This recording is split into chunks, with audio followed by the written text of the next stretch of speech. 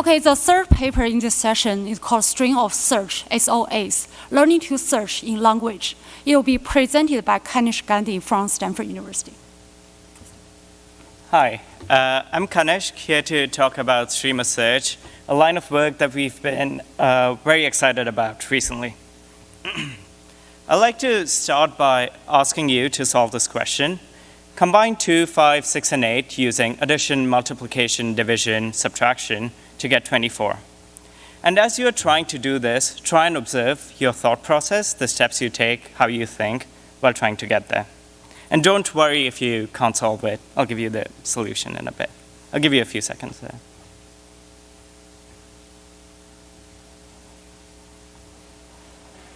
And as you're trying to solve it, let's look at how the current generation of language models do it. Claude does something very sensible. It says, hey, this is a difficult problem. Let's break it down step by step. It does something sensible, which is 6 times 8 is 48, a good first step. It says it's a good start, since it's a multiple of 24. But then it does something very strange. It decides to multiply the remaining two numbers, says 2 and 5 give us 10, 48 divided by 10 is 24. And does Claude not know what 48 divided by 10 is? It does, but once it commits to 6 times 8 is 48, it can never recover from it. And if you ask it separately, it does know it's 4.8. A few papers have identified that language models similar to this problem struggle to look beyond the next few tokens. They suffer from a snowballing of errors and struggle to predict the consequence of their actions several steps ahead. Claude committed to 6 times 8 and then could never backtrack, even when it could have easily verified and decided to do something else and realized that it was wrong. Well, how do humans search and backtrack? We've been conducting experiments with participants on Prolific, asking them to think out loud as they try and solve problems like these. Where we ask them to explain their internal cognitive processes while they're solving the problem. We can see that the participant, probably similar to what you tried, they try a few operations, check if they are reaching 24, abandon a few parts midway, and then eventually find the solution. This is just one of the solutions. 6 times 5 is 30, 30 minus 8 plus 2 is 24. When people search, they try different operations, have a heuristic to judge how good a state is, and at times explicitly verify if they're heading in the right direction. They backtrack, try different things, and then reach the solution. But most of the data that a language model sees does not include the process of search. Most of the internet is just the correct solution. It's just the correct branch from the question to the answer. The whole process of search is, in some ways, implicit. Language models not being able to search and backtrack might not be an architecture problem, but a data one. There's nothing fundamentally limiting transformers from being good at search. And one way to solve this could be to linearize this process of search itself in language to create a stream of search. A model that is able to search in language should be able to backtrack, recover from mistakes, verify its solution, and explore alternate paths. So the first thing we want to show is that we can teach language models to search and solve problems by producing streams of search, flattened strings that represent search traces with exploration, verification, and backtracking. Let's start with a task that is complex enough to require search.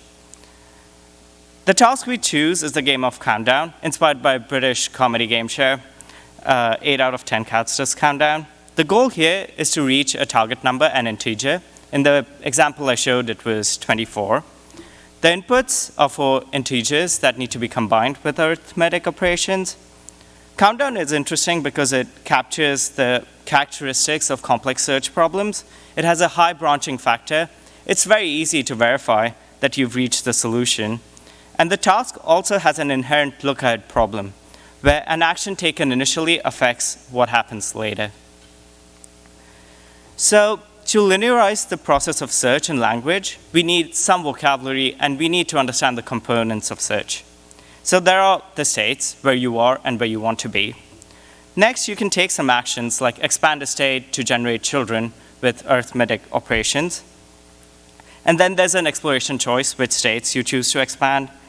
There's pruning, there's goal checks, verification, and finally there's backtracking that allows you to move between states and recover from mistakes. And finally, there's some sort of heuristic that tells you how close or far from the goal you are. Each of these components can be represented implicitly or explicitly in language. When the operations are implicit, the model is more likely to internalize the representations, and then these can then be further improved with feedback. We chose to keep the heuristic evaluation and the exploration choice implicit while everything else is explicit. So the backtracking, the arithmetic, the goal verification are explicitly written in text. And the explicit operations provide more structure to the reasoning. So to train a model on producing streams of search, we first want to create a data set with a set of diverse search trajectories. Here we use a BFS or DFS-like search algorithm with different parameters and heuristics. We use a couple of handwritten heuristics to guide the search, and these are quite suboptimal. The goal here is to just have a diverse data set to train on. We start with a set of 500,000 problems to create 2 data sets. One has only the correct paths to the solution. This is the optimal paths data set, so just the correct branch in the tree. The other is the stream of search data set. It has 285,000 correct solutions, and the rest of them are incorrect. So these are compute matched, but the optimal paths data set has more correct solutions and also is cleaner. It just has the correct, most optimal actions. We train a 250 million parameter causal language model on these data sets, and we use 2 splits for evaluating the model. One where the target numbers or the goals have been seen before in the training set, but the inputs that need to be combined to get there are new. And a second where both the targets and the inputs are new. And we train them for the same number of steps and choose the best model based on some validation score. We find that the stream of search model scores 25% higher than the one trained on optimal paths, even though the optimal paths model was trained on more correct solutions. The model has a slightly lower score than the average of the symbolic search methods. This is because the stream of search model in some ways is solving a harder problem. Symbolic search relies on an environment telling it what the transitions are, while the stream of search model simulates those transitions itself. So it itself is creating those rollouts and learning an internal world model. Okay, so if we have a model that can produce streams of search, how do we make it better? How do we teach it to search correctly and efficiently? To do some sort of policy improvement, we can incorporate feedback from the outcomes, and there's a number of RL algorithms that we can try. We focus on 2 here, expert iteration with self-taught reasoner or STAR, and an actor-critic method called Advantage-Induced Policy Alignment or APA. We start with STAR. STAR is a very simple and effective method to get this like self-improvement thing. We generate solutions with the stream of search model for problems in the training set, throwing out all the incorrect trajectories until we have 100,000 correct solutions. Then we fine-tune the stream of search model on this data set and measure the validation accuracy. And we repeat this until convergence. So quite a simple recipe.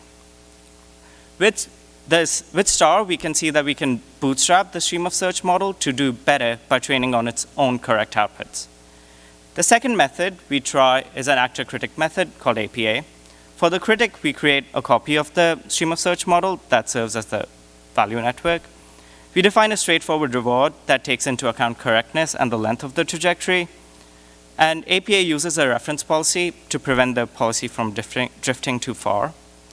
And we observe that updating the reference policy whenever the validation reward converges leads to further improvement. We saw convergence in performance after resetting it a couple of times. The different colors here represent when the reference distribution was changed. And the improvement is quite steady till convergence. With both these methods, we see quite similar improvements. And when we look at problems in the training set that weren't solved, the training set that was used to train the stream of search model, We see that STAR and APA solve about 36% of these unsolved problems. And when we look at difficult problems in the training set that none of the symbolic search strategies can solve, STAR solves about 4% of these problems, and APA solves about 3%. Finally, we find that models trained with APA have fewer arithmetic errors in their solutions, despite not directly incentivizing it. And both STAR and APA, as expected, produce more efficient solutions. So let's get to some key takeaways from this proof of concept that we had from Countdown. Stream of search addresses some key criticisms of problem solving for language models, where teaching a model to backtrack, to explore and verify in text allows it to, in some ways, mitigate the snowballing of errors, and exploring alternate paths allows the model to look ahead in text in some ways. And to achieve these, exposing the model to the problem-solving process is crucial. This stream of search model can simulate the state transitions itself. So it develops an internal world model for search in some ways. Importantly, we showed that a lot of the parts of symbolic search can be achieved in a sequence modeling paradigm without the need for any external symbolic structure. This raises the question, what do we choose, external search versus internal search? Some externally structured methods that language models are part of, like tree of thoughts or MCTS with some sort of reward models, could be more successful in the short term, but in the long term, internal search methods should prevail, as they are more flexible, learnable, adaptable, all good things. Also, these two and OpenAI's O1 might already show that internal search is competitive with external search, but yeah. And internal and external search aren't mutually exclusive. They could be used together. For example, they could be combined at inference time. Finally, I'd like to end with some open questions and directions that we've been thinking about. We are trying to extend this to pre-trained language models. And a question that arises there is that generating this synthetic data for stream of search is quite expensive, and it is not clear what the right kind of data is. A part of this also involves teaching the same model to generate and verify its own outputs, and verify when you're uncertain that you will reach the outcome. How do we do this? I don't think this is clear. A central problem in this line of work is a problem of exploration. For example, backtracking and verification could be emergent. So you could just focus on the outcomes, give feedback based on the outcomes, and hope that backtracking and verification emerge. But how would we get there? If you have thoughts on any of these or related things, I'd love to chat more. I'm at poster 37. Thank you.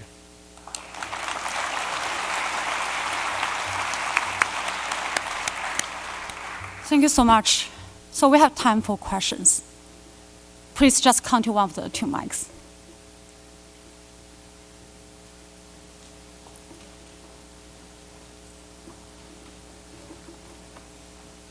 Okay, I will ask one question. Okay, go ahead.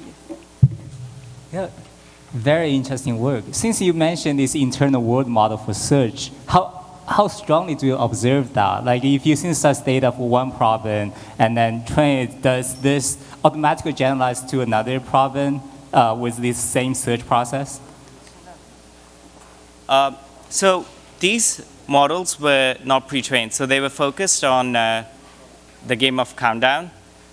What we see is that they generalize to new goals and new inputs, but we did not test generalization to anything else, since these models are quite narrow, the ones that we trained. And with the internal world model, we see that the rollouts are quite accurate, especially after giving it feedback, where we see that the arithmetic errors reduce as you train the model more. Yeah, it'd be very cool if it does learn a world model that can generalize to all sorts of problems. Yeah, I agree. Thank you. We can take one more question from that side. Do you have one question? Okay.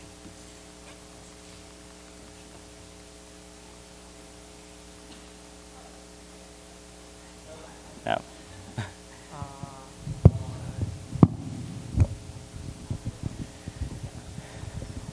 How about now? Is that coming through? Yeah. Okay, great. Yeah, hi, my name's William.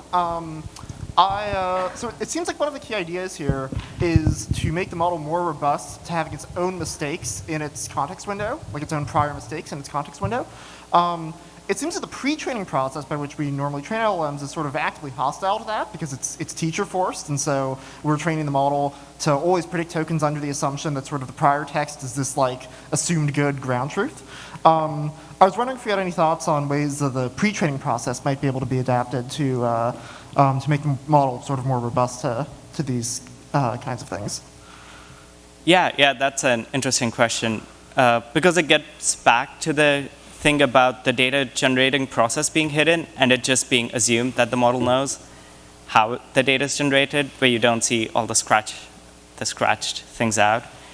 Some of the most obvious things are training on data that reflects it. For example, diffs in code is like great data because in some ways it's revealing what the data generating process was.